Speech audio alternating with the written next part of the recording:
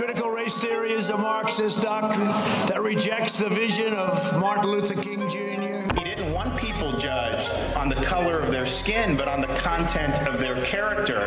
That dream that I had that day has at many points turned into a nightmare.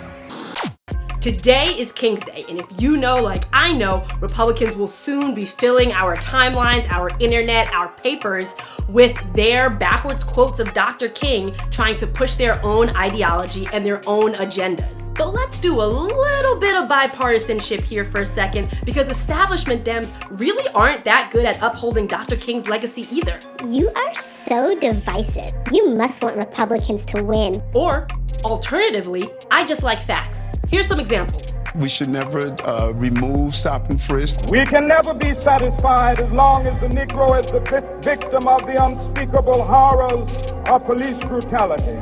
The gang leaders who got 13-year-old kids hopped up on crack and sent them out onto the street to murder other African-American children. And I knew that I could never again raise my voice against the violence of the oppressed in the ghettos without having first spoken clearly to the greatest purveyor of violence in the world today, my own government.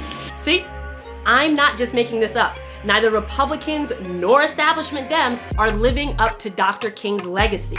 So that presents the question. What can you and I do to make sure that we are actually living up to Dr. King's legacy in our day-to-day work and day-to-day actions?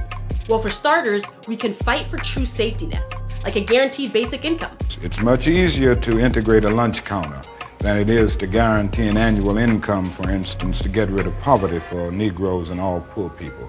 And ultimately, we can fight for the right things even when it's not easy. So I hope you have a happy King's Day. And if you want to keep up with the fights that we're taking on here at TYT Nation, follow us at TYT Nation on YouTube, TikTok, Twitter, Facebook, and Instagram.